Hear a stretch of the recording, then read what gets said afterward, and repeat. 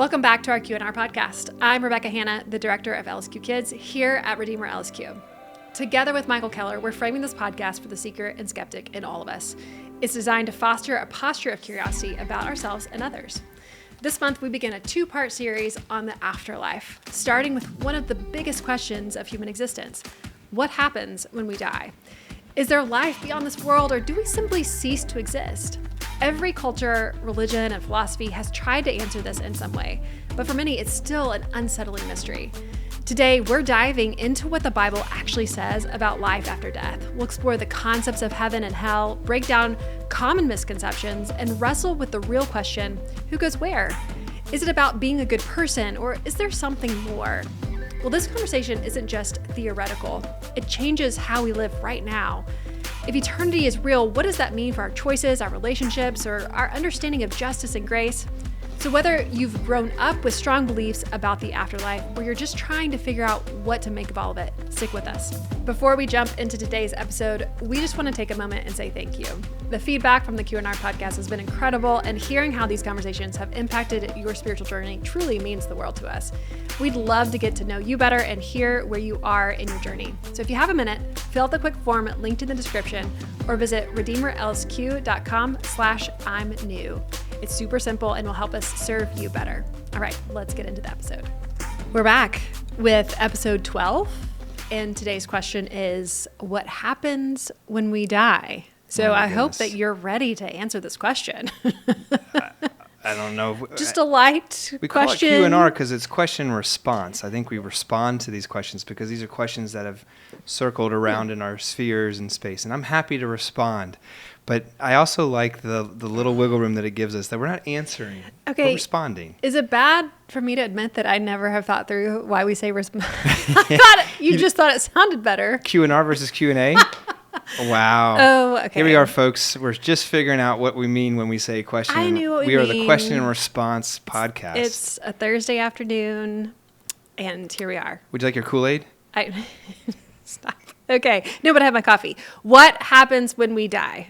Okay, so I always first start off with the same thing of, why are we asking this question? Why does it matter? Yeah. I know why I think it matters. Why do you think it matters, Michael? I mean, it's one of the biggest questions in life, right? I mean, are we just material? Is there more that happens after this world? Is this all that there is? I mean, this is connected to so many different religions and assumptions and views that are out there. It's behind every 4-year-old that's like...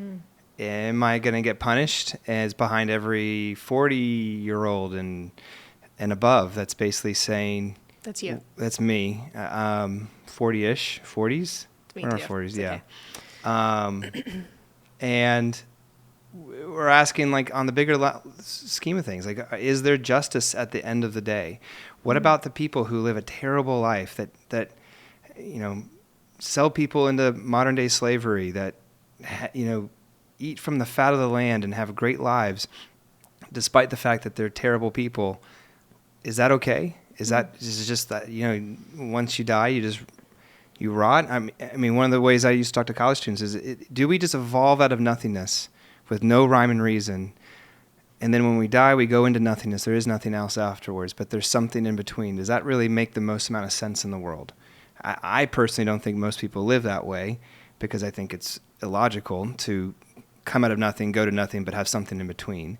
But I think that's why this is one of the biggest questions people are asking. Is like, is this all that there is? Or, is there more? Yeah, I think maybe someone who's listening to this is also grieving.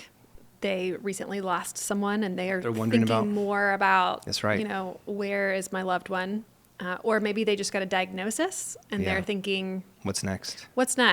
I don't know that we typically walk through every single day of our lives and think, what's going to happen when I die? What's going to happen when I die? Yeah, good point. But I have spoken with parents, for instance, whose kids really get into a place of, like, I really want to know what happens when I die. And it can come from a place of fear even.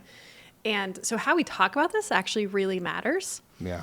I also think that our answer to this really impacts and determines how we live right now. Yeah. And so there's a sense in which, if you never think about this, then you're going to lack some real motivation to how you live your life today. Yeah. And so even if you're not maybe asking the question, what happens when I die? Maybe you're one of those people that it's, the glass is half full. That's not something I had to think about. I would actually encourage you to think about it so that you can even live a more joyful life. Yeah, you said that a lot better than you said what I was trying to say, which is basically how you see the end, how you see the future affects the now, how you think, it all works out. If there is nothing else out there, that clearly affects who you are, but also if there's something in the future, that affects you in the here and now as well. There was Peter Kreeft one time told a story. I think he's a Catholic philosopher about a child who recently lost his, I think, cousin. Died. He was in his single digits, 8 or 9 years old. And what happened? And the mom, didn't believe that there was any afterlife. Didn't believe there was any kind of heaven, health. But she was trying to kind of help her son. So she says, there's the circle of life, and your cousin is no longer here. He's in the ground, but don't worry, because we're all part of the same, ecosystem. And so next year when the flowers come up, there's a little part of Billy who's in those flowers, and don't worry. She thought she was all eloquent, and then he goes, at processing this in the first time, he's going, well, but I don't want him to be fertilizer. I don't want to be fertilizer, and runs away screaming, because he actually kind of understood the gravity of the situation. She had kind of gotten herself comfortable with it, but he was like, wait, no, this is not okay. But there are different views out there. Some people believe, some religions believe hell is a physical, tangible place of torment, that a place where God is not around. I mean, there's strands of Christianity and Islam that believes that. There are some views that believe that when you die, there is nothing. And there's a religious version of that called annihilism or annihilationism. And then there's a secular view of, well, there is nothing after there.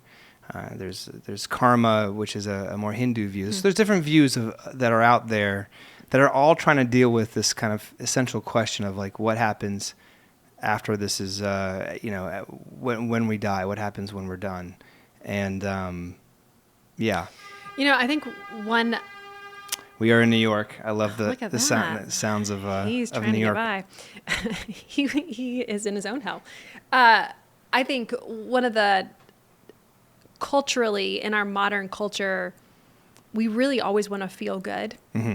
And oftentimes I find this conversation is tainted because we don't want to navigate the stark reality between the hard and the good, the pain and the joy, the suffering and the goodness of God, or the goodness of anything. Right? We want it to be flowers that are growing in a field. Yeah. The problem with flowers and growing in a field is that they don't last.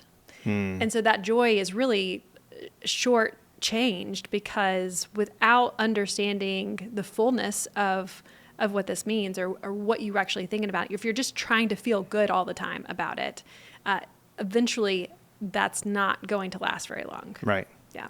Yeah. And so I think that's why this question matters. Now, of course, this question is difficult because depending on to your point, which is the future and how you see it, what happens after affects the now. How do people who are listening now, how do we get to that place? Like, how do we know what we know? So yeah, I think that's where a lot of people have the challenge of trying to figure this out. But it is one that people are talking about. I think there's been in the modern era, there's been different views of, in the modernism, you had science in the Western world kind of come up and say, well, I can't test it, I can't see it, therefore there is nothing there. I think there's been a rebound more. There's been a lot of interest recently about people that had like near-death experiences, and they look like they die, or they think they died, or they actually did, like their heart stops, and then they come back and they write all kinds of stories of what they saw and what they see. Was it real? Was it not? And there's some stuff that's unexplained where people will see, shoes, and there's no way for them to have been able to see a pair of shoes in a certain area, but they saw it, and they saw how it was different and whatnot. So there's all kinds of, I think that's these sort of eyewitness accounts and these kind of conversations has led to, I think, a new type of question about, well, what's happens in the afterlife, like what happens when we die. And I think that's where we are. So let's take the conversation. We have theologians who historically interpret it in very particular ways, and this is a topic that's debated a lot. Yeah. So what are some of those different stances for theologians? Yeah, well, I mean, I think I'll list them again in my head. I mean, there's probably multiple different versions, but one is that hell is an actual physical place of where God's absence. One is that there is nothing else out there. Another one is karma, reincarnation. You get what you pay for. If you're a bad person, whatever's next is you get a badder version of you if you get reincarnated. And then there's a symbolic kind of interpretation where hell's not actually literal; it's a metaphor, but it's for people to explain something, but it has a different consequences and intonations. So there's different views that depend on what you believe. I think I think it's important to highlight. I think most people have to argue. I think it comes down to this for all versions of these things I just listed.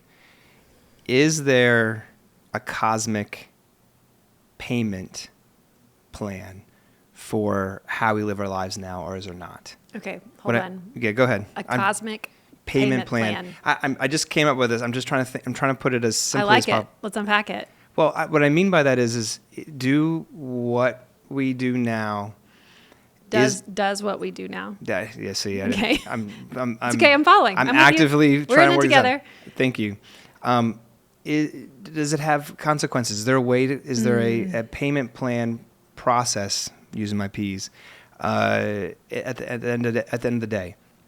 And why does this matter? It matters because, as I said earlier, if there's not some form of system that makes an account of our actions, A, what are we even doing here? And then B, that means any kind of injustice, any brokenness, anything that happens to me or others, I have to get that now. And you say, well, this is all that there is. Well, Miroslav Volf, theologian from Yale, in his book Exclusion and Embrace, where he kind of walks through modern-day war between factions of people.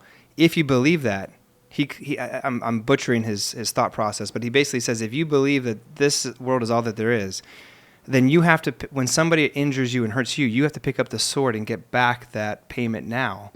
Which his argument is that keeps violence going.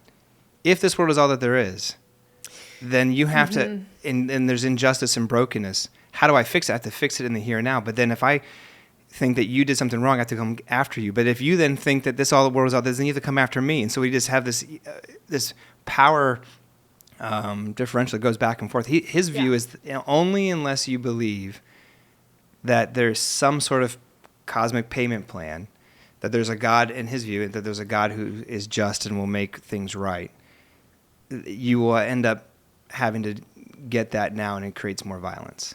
So this is I'm trying to tease out. Or fear. What do you mean?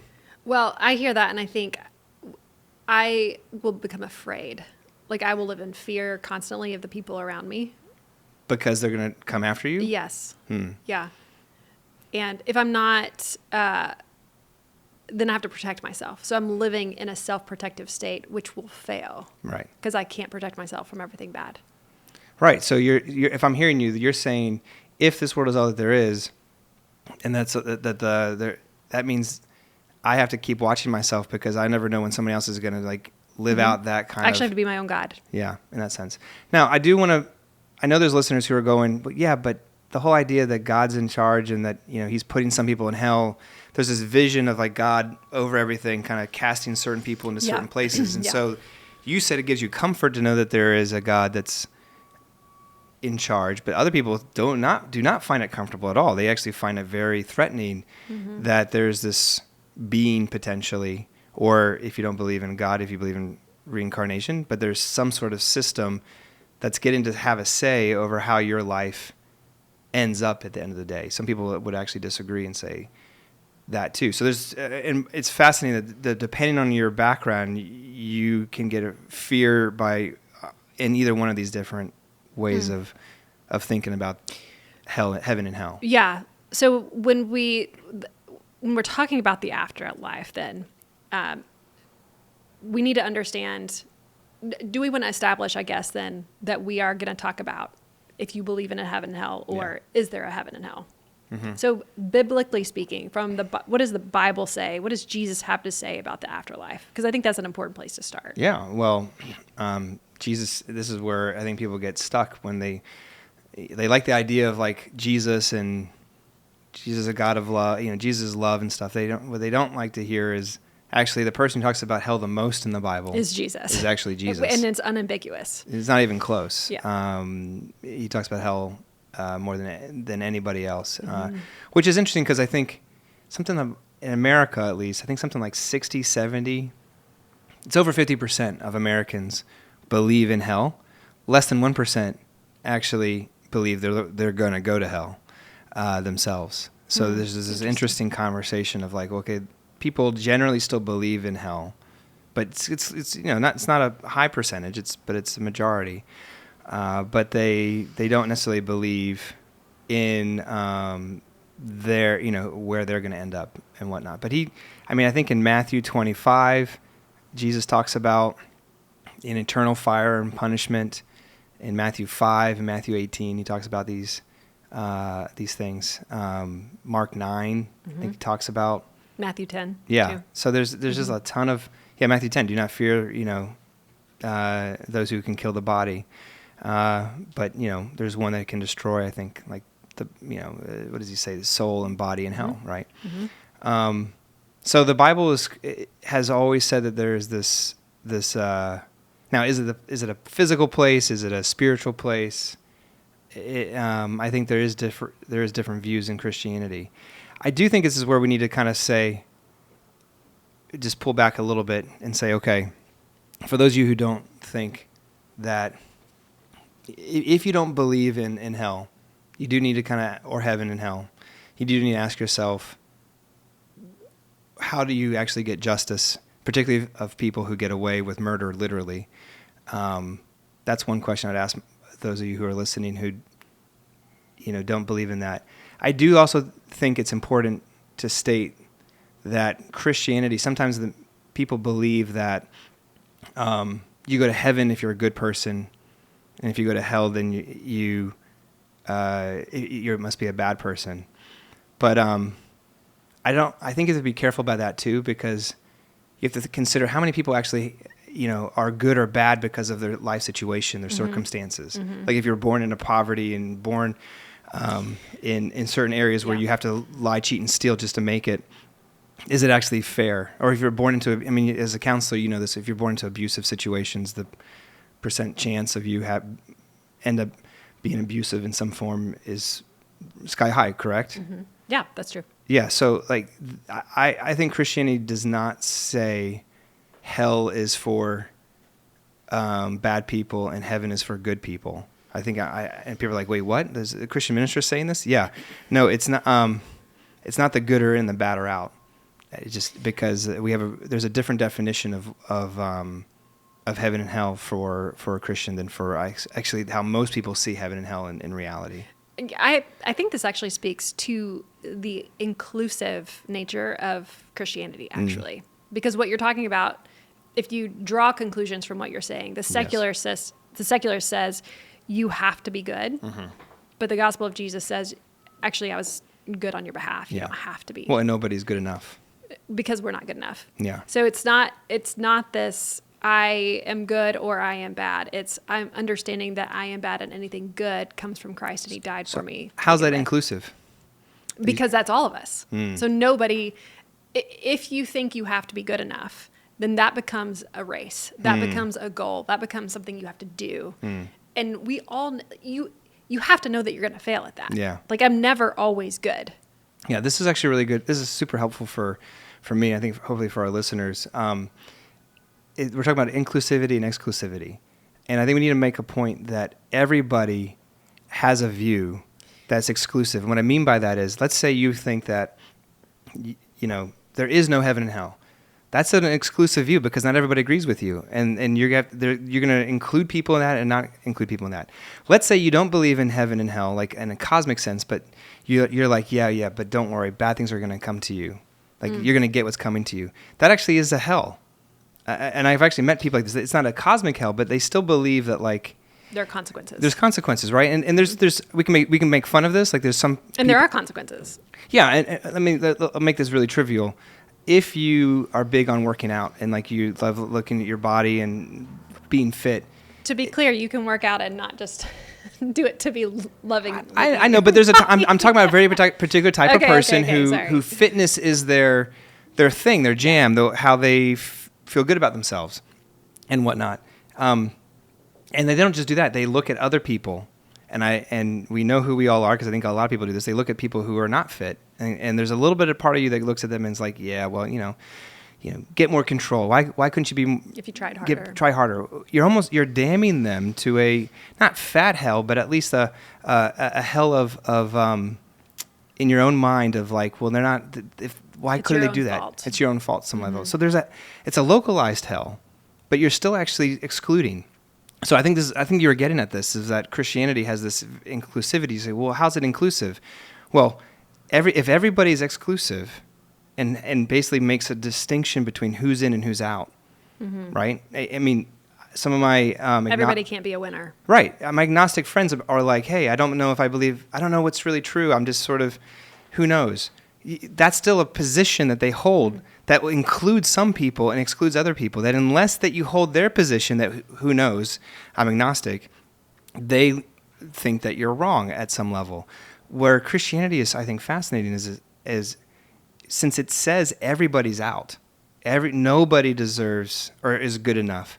That's very inclusive. This is what I think you were saying, because everybody's in the same boat. Nobody's necessarily in a better position, right? And I feel like that's the most inclusive, exclusive view. So it just in one line, if everybody's been exclusive, then the question is what's the most inclusive, exclusive view? And that would be a view that says everybody's in the same boat, and that's what Christianity, I think, is saying. Is that what you were getting at? Because I think that's what I heard. Yes, and this is important, particularly in this conversation of the afterlife, because when we're talking about heaven versus hell, it can say it can be like a this versus that, where you get to go here and someone else gets to go there. Right. But instead, what Jesus is doing by dying on the cross is saying, no, everybody can come here. Yeah. It's offered to everyone. And so there's this distinction where many people think if we're talking about hell, it means that you're wanting to scare people into heaven. Yeah. When in reality, heaven's available to anybody who wants to know, see, love God, who is goodness and kindness and gentleness and perfection, which is the character of God, which we do actually need to eventually get to, because I think so much of this conversation is understanding the character of God, because he's the one who created all things and all beings and in all places. So in this Christian view of salvation, then why is it important that salvation is a free gift? Yeah. Well, the reason why it's important, I think, is because if you don't have salvation as a free gift, then the people who are in are the good people and the people who are out are the bad people. And that's actually very exclusive.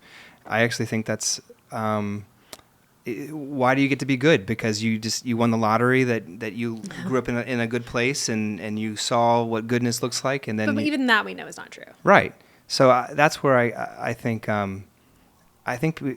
we have to first acknowledge, why are we even in this situation where we have to even have this conversation? Because I think people have used heaven and hell to scare people. There's secular versions of it, right?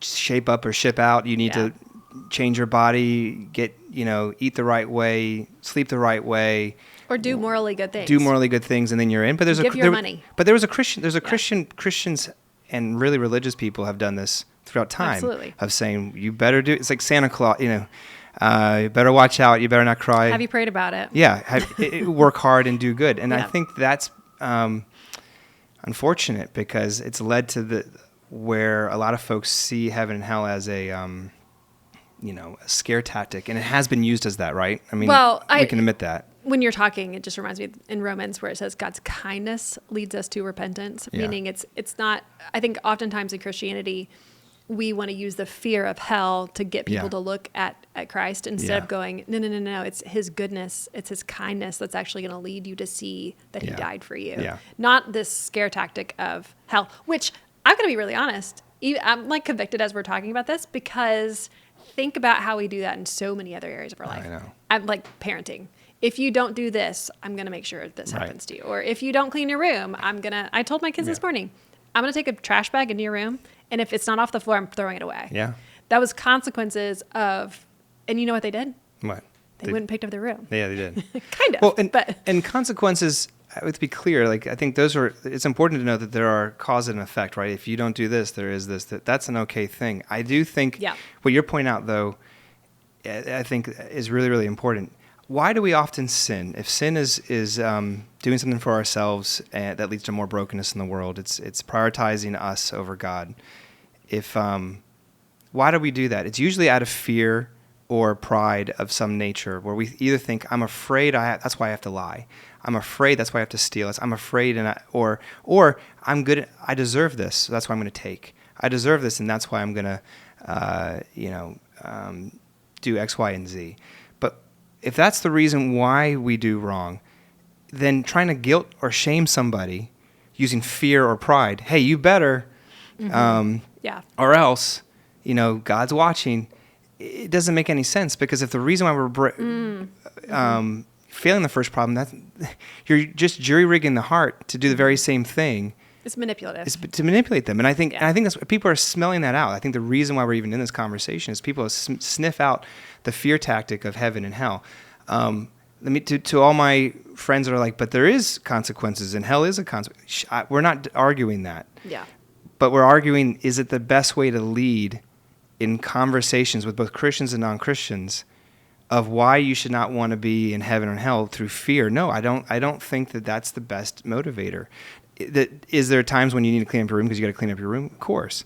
Mm-hmm. Is there times where like God has the 10 commandments and if you break them, there are consequences? Of course. Mm-hmm. But that, I think from a salvific point of view, and you got to salvation already, what's going to be the thing that works? And I think that this is where Christianity is unique here. If everybody's out, then how does anybody get in? It's those who say, I need. It's those who recognize, it's those who, if faith is just trust, it's saying, I can't do enough, I'm trusting that he did.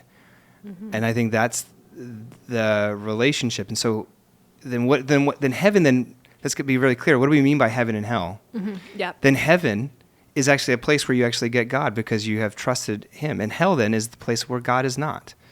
And because you don't want to be with him. And so hell then is the trajectory of the heart over the long time. Assuming we live on forever and ever and ever, mm-hmm. hell is just the freely chosen place that you want to go to because I don't want to be around him. Now people don't. What does that look like? Is it fire and torment? Is there, the Bible talks about the, lake of fire and all these other places. And is it metaphorical? Is it physical? I don't know if that really matters, because if it's metaphorical, it's probably worse than we can think of. And if it's actual, it looks pretty bad. But either way, the most important distinction is that it's where God's not.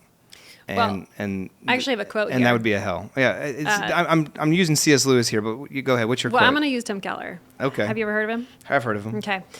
It says, to say that the scriptural image of hellfire is not wholly literal is of no comfort whatsoever. The reality will be far worse than the image. What then are the fire and darkness symbols for? They are vivid ways to describe what happens when we lose the presence of God.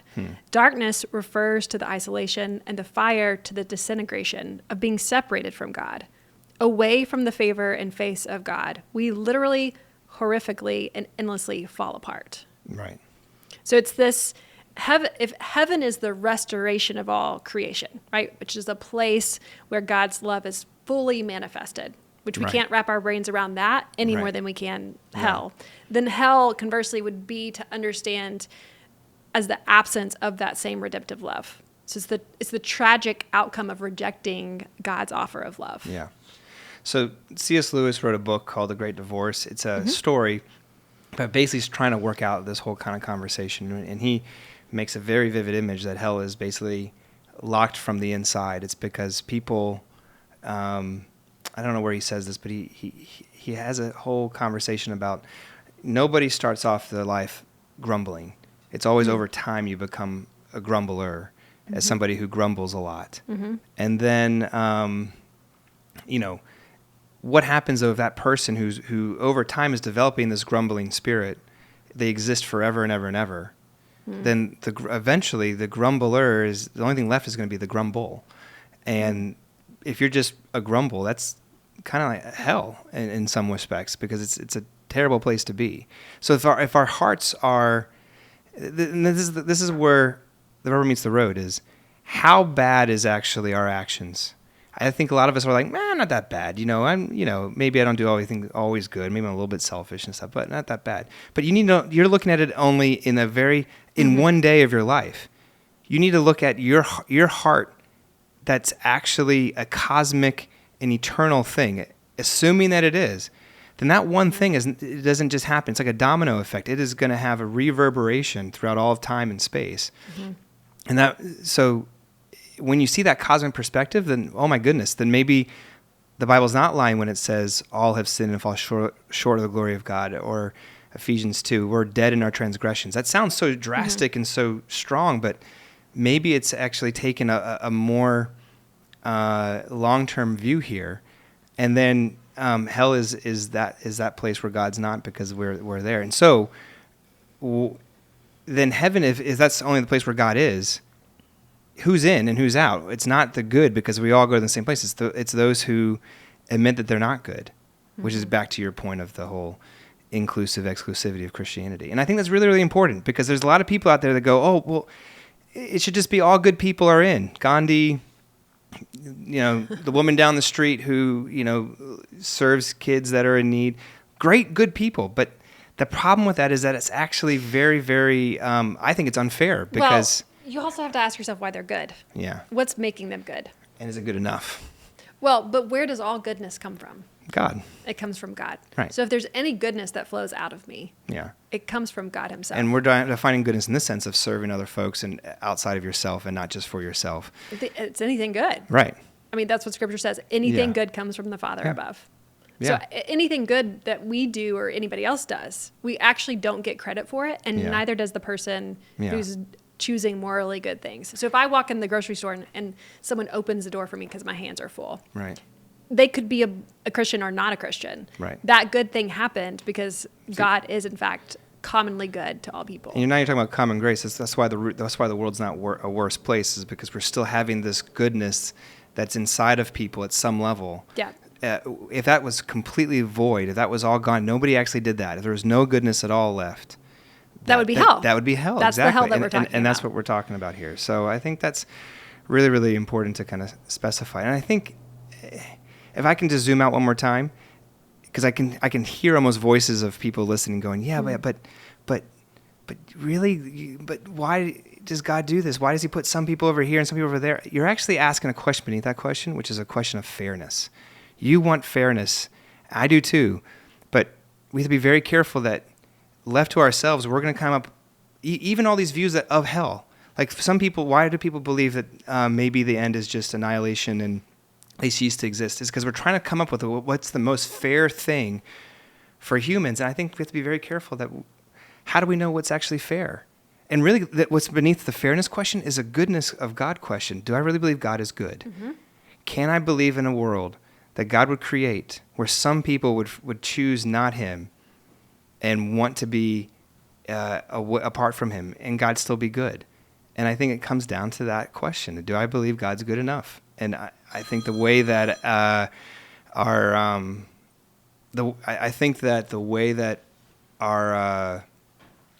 blanking here. What Christianity ends up coming out and saying is that there's got to be. It's not based on like who's in and who's out, based on how good you are, but by Jesus saying, "I'm going to live and die for you." Yeah, I think it's interesting you brought up Ephesians 2. Right before you said that, I put in Ephesians 2 to pull it up. No, it's good. We're on the same page. One of the things that I would encourage listeners to do, and I've done this a lot actually, is you take one highlighter and you highlight Ephesians 2 of what it says you are before Christ. Huh. And then you take a highlighter and it says, what does it say about God? And then you take a different highlighter and say, what does it say that Jesus did? And then afterward, who does it say that you are after who the character of God and what Jesus did, and who are you now? And it takes you through this arc of who I am before Christ, what God has done, because what you're saying is in Ephesians 2, he talks about why he would save us. If we're not good, then the question is, then why would he save us in the first place? Well, we are reflection of him and his goodness, which is why there's common grace, and we do reflect good because we were created to reflect him. But it was so that later on he might show the riches of who he is. Yeah. So the goodness of actually displays his love. It displays who he is. Yeah. It's not about us feeling morally, warm and fuzzy. Warm and fuzzy inside, right? So and I think that's where I think people, again, the rubber meets the road. If fairness is what we're talking about, what's the most fair thing? Well, it comes down to our actions. Is there anybody good enough? I would argue that if you divide it, there are some people good and some people not good enough. I think you have another fairness problem, which is, as you know, most goodness is, there's a social component to it. And why do some people get to, if you're in certain experiences and abuses, it seems unfair. Christianity is very fair by saying nobody's good enough. That's the Romans thing. I know it's a more, churchy word to say righteousness, but righteousness just means right standing. Nobody has the standing of rightness enough. But if we believe that Jesus is who he says he is, and he lived and died for us, and then that's applied for us, I think that's a great point, is we should go through Ephesians and say, what does it mean how are we different in Christ? And it's how we're actually seen, and that changes things. So now heaven and hell then, this is actually how heaven and hell can change from, right now I think for a lot of people it feels oppressive. How does it change to not be oppressive? If heaven and hell is, what did Jesus do to love me, to rescue me, is that he went into that space over there. Don't get ahead of yourself. Okay. Because we're going to do a second episode. All right. And that episode is how could God send people to hell? You're right. We need to. I am getting we're gonna unpack that. All right. I'm trying to do the whole kit and caboodle. I know. Now. Don't do it yet. But right. I want to go back to. So we're contrasting heaven versus hell. Okay. And when we contrast those two things, I like what you just said, that this conversation tends to be oppressive, but it actually can be really encouraging. Why is this conversation? Why can it be encouraging? Because at the end, to me, I mean, kind of what you said earlier. It gives me safety of knowing that there's so much brokenness and so much badness. There's going to be an accounting for it, and one day it won't be that way. It feels like there's a again, back to the Miroslav Volf quote, if there's not a cosmic judge that actually is good, that's going to make the right decision, then I'm going to feel like I have to do it. And then I end up being the author and perfecter and the executioner of what's right and wrong. And then can you imagine a world where everybody's running around trying to say, I know what the world needs? I mean, that's what, in some ways, you're starting to see that. But it creates chaos. A whole lot of people on Twitter think they know what the right, and they want to be the judge, yeah. Jury, and executioner, and I think that's where you're getting so many problems. Now, I can also hear a listener going, "Yeah, but your view then means you don't ever have to care about justice because God's going to do it at the end." And I think there is a valid critique there where people say, "Hey, this has stopped Christians from caring enough," and I think that's a misapplication too, because if we really know God's love for things being right and true, then we need to live that out as much as we can, knowing, though, ultimately, we're not going to be able to do that. So I think that's the balance, is we need to kind of be people for justice and caring. And I know this is not a podcast on justice yet, but they do flow, because we're asking about how it can be a good thing in our life. And I think the good news is it gives us balance of when we don't get the justice that we want or need. And a lot of people on this that are listening have been abused, that have been hurt, or that person who should apologize and they never will. It could be as simple as that. Heaven, I was like, well, are they going to go to hell? No. I'm not saying, we're not talking about heaven and hell in that sense. We're saying God's going to make an accounting of that, and it's going to be taken care of. And that we don't have to need to get that person to apologize to me in the here and now for the hurt that they did, because it's going to be taken care of. Now, how, there's a mystery, some level, but there's Jesus paid for that too. And as much as you're looking at against them, there's people doing that same thing about things that you've done, and you're never going to apologize because you don't know that you feel like you have to or need to. And or you don't know that you need. You don't even know that you don't know or you don't know what you did, and Jesus paid for that too. So there's this beautiful, I think, power in knowing that there is a good God who will actually make the right call. And I think that's another place where I think people struggle, is like, how do I know God's gonna make the right call? Well, he has to be good. Well, how do I know he's actually good? I think the Christian view says, look at the cross. He's willing to go through it himself so that you don't have to. Anyway, there's lots of beauty there. Well, I'm going to throw you a little bit of a curveball here. Go for it. Because I do think that and we didn't talk about this earlier, but I do think we need to talk about, Jesus spoke very directly about hell. And we kind of unpacked that a little bit, not a whole lot, but it was stark. It was unambiguous. But he also revealed a greater promise, which is the future renewal of all things. And if we're talking about heaven versus hell, I want us to talk a little bit about the new heavens and the new earth, because I think that's important as we're trying to take this conversation and go, we don't have to be dragged down by the conversation. We actually can be super encouraged by the conversation because all are welcome to come. And it's the goodness of God that frees us to have a relationship with God, which is the opposite of hell. And in that, there is a renewal of all things coming, which is what we often call the new heavens and the new earth. Can you explain that maybe to our listeners of what that might mean? Yeah, if you're looking at things from a biblical point of view, you could try Googling every word that says the word heaven, and it's fascinating because there's not a lot. Most of it's in Revelation, what you see about heaven is heaven comes down to earth. This is Revelation 21, 22, and following, where John sees this depiction, because I see the new heaven comes down, and now every tear is going to be dried, everything's going to be renewed and remade. So heaven, again, it's not sitting on some cloud, metaphorically strung in a harp with a weird protrusions of wings coming out of your back. It's this world fixed and remade, but with God fully present. If he's not fully present now, well, no, he's fully here, but we're not he's not fully present in my life because of our own ways of keeping him at bay. But what you will find in the new heavens, new earth is everything fixed and remade, including our own desires for him. And I think there's a lot of hope in that. When is this and how does that actually work? There's more ambiguity about that. There's conversation that we won't know precisely when and where and all that stuff. But I think knowing that there's going to come in the future, just like I was alluding to justice, but there's also we can work for making things better, knowing that they're not going to be in the here and now, but one day they will be. This is called the already but not yet. God's already present in here. His kingdom is here through Jesus. That's what the New Testament says, but it's not fully here until the new heavens and earth come. And I think that's it gives us a lot of hope that and even more hope. You're not accessing it because you're a good enough person. Right. You're accessing it because he was good enough. And there's so much freedom there. There's so much freedom there, and putting your trust in him for that. And how much faith is enough faith? I was just thinking about this last night. Mark 5, this woman comes and touches Jesus' cloak, hoping to be healed. Definitely, because it definitely feels like a funky kind of faith, because Jesus isn't some sort of genie to rub, or he's not, it's a little superstitious to kind of, if I just touch his cloak.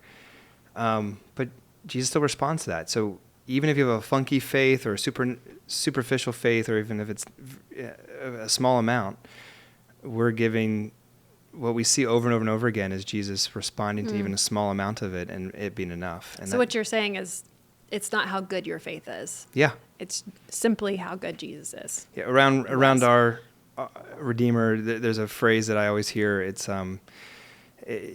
infinitely better than a strong faith in a weak object is a weak faith in a strong object. And what I mean by that is, if you go, this is actually, I think my father was the one who, or I don't know, he probably got it from someone else, so I threw him under the bus too. But if you go out on a pond of ice, and that ice, you can have all the faith in the world, That ice is going to, hold you up. But if it's too thin, you can have all the faith in the world, but you will fall right through it if it's too thin. It doesn't matter how much faith. That's a strong faith in a weak object. But you can also look at, you fall off a cliff and there's a branch that you have to grab onto, but that branch does not look like it's going to hold you. You're like, I'm not so sure. You have almost no faith, but you're like, I have to. You're desperate for it, and you hold out onto that. If that weak faith touches that branch, and that branch is strong enough and it holds you up, it doesn't matter how weak it is. It's enough to keep you in. That's the difference between what Christianity is asking you to be is not have a strong faith, because then you're saved by your works. If I just have a strong enough faith, it's saying no, just place any kind of faith you have in Him, and that will be enough. And I think there's a lot of inclusivity back to that term in that sense, and it gives me a lot of hope in that sense. So then heaven and hell, back to our conversation. Hell is not the bad enough people, and heaven's the good enough people. The place where we all deserve, this is what the Bible says, is that nobody fully wants to come and love God and trust Him. But when we come to Jesus and we say, okay, there's something there. There's something that the fact that He died and lived for me, any small amount of faith, which is trust in Him, is enough to that He'll respond to and move in your life. I think that's a inclusive view. But what are your thoughts? Well, so if the imagery of hell serves as this reminder of God's eternal judgment, then the imagery of heaven would be a restorative hope, right? It's where all things are being made new. And so this new creation, the Bible speaks about God taking away every tear and every heartache. Well, isn't your counseling group called Anchored Hope? I mean, you probably have a lot to say on hope. Oh, it's now just Anchored Virtual. That's a different podcast for a different reason. Another conversation. We didn't lose hope. We just needed to shorten the name. But it's a sense in which there is an eternal restoration that will happen. And so when people are longing for justice, I'm going, yes, because we are made to be in a restorative justice earth. That's what God created us to be a part of, and that's what we're going to get to be a part of. We love restorative justice. We are reconcilers because God is the great reconciler. And so there's that contrast between heaven as this imagery of hell that is sobering, but the contrast is an imagery of a God who is good and kind and faithful, always available, welcomes anybody, and does it on their behalf. So that it frees us then, actually, and this kind of leads into where I want us to land, which is, why does it matter? And it matters because if we can understand even a glimpse of that, it actually frees us to obey. It frees us to obey, not out of compulsion, because there are consequences if I don't obey, but I begin to love and want to worship in light of what God has done for me. And so then obedience is a freedom. I have the freedom to obey. And I have the freedom to, and I don't mean obedience in like this, like you got to do all the right things. I mean this desire to do good, like this desire to open the door for. But not out of fear, not out of like I have to do these things, or else I'm not going to get into heaven. Yeah, I want to get the medal, so I have to do these things. But I give out of the goodness of what God has done to me. So I give my money because of that. I serve people because of that. It's I want to do all the right things, not because I have to get into heaven, but because I serve a God who's done all of these things for me, and everything I have is His, and it's beautiful, and everything will be restored. I can trust Him and love Him, and now I'll go on. But that's so good. No, I keep going, because I think it feels like this is the essence of the difference of Christianity and the other views that we know of out there, which is gratitude, and that instead of you have to, it's I want to, but why do I want to? Because of I have so much gratitude. Why am I gratitude? Because of grace. Well, what's grace? He's given me this, even though He didn't have to, but now I want to respond to it. And it completely flips the script. And so anytime if you ever feel like, well, isn't hell like, the place of judgment because this is where everybody deserves it? Well, yeah, but that's the way to be motivated is not through I better or else. The way to be motivated is through look at Him, look at the cross, look at this is what I'm hearing from you, and see what He's done, and how's the heart respond to that? I love that. Yeah, So if then eternity is real, if we're not flowers that are going to fade, which the Bible says, right? The flowers grow, they fade, they die. That's what they do. Yeah. If we're not that, but eternity is in fact real, how does that change our priorities? Well, it's funny. I think there's a scene in Woody Allen's movie Annie Hall. I think it's this scene where I think Alfie, this little boy, he's being confronted by his teacher saying, "Why didn't you turn in your homework?"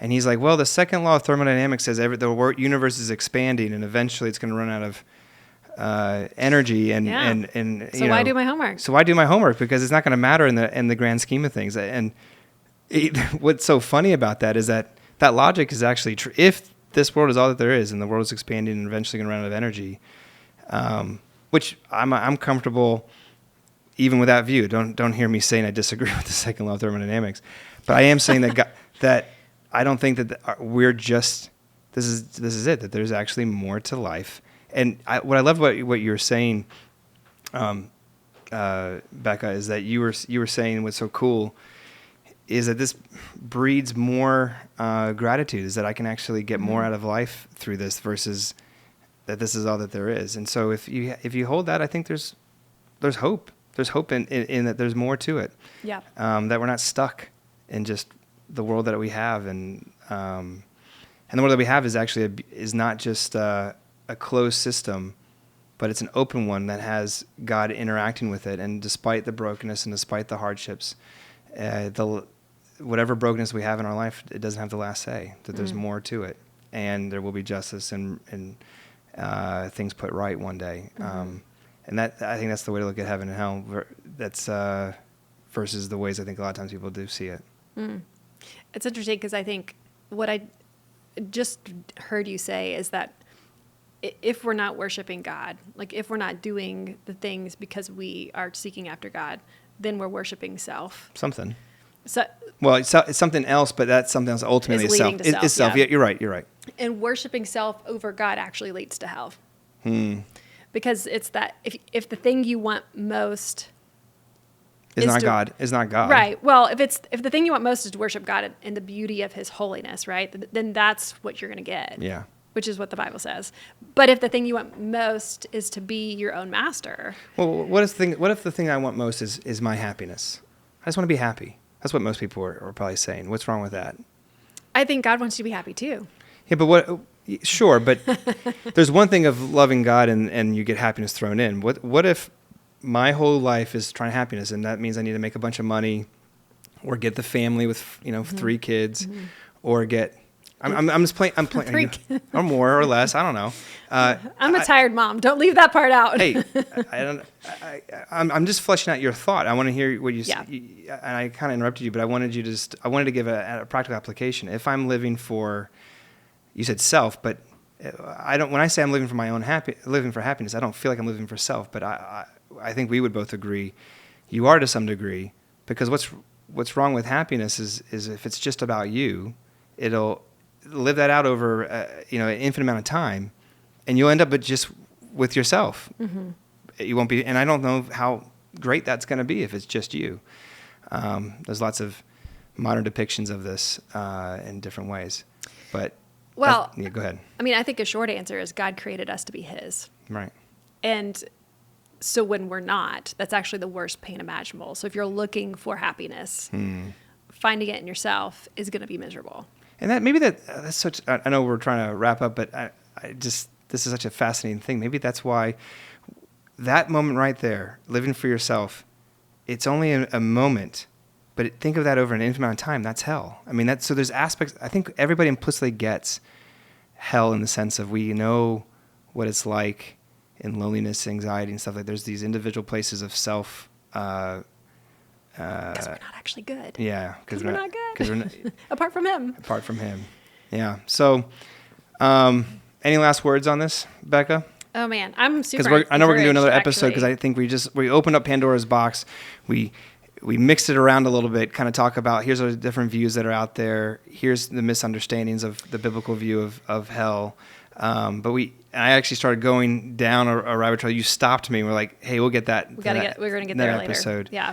But any last things to say on this? Yeah, I think let's land here. Let's land where we talk about the relationship between work and creativity and rest and heaven, and the purpose in the afterlife beyond worship. And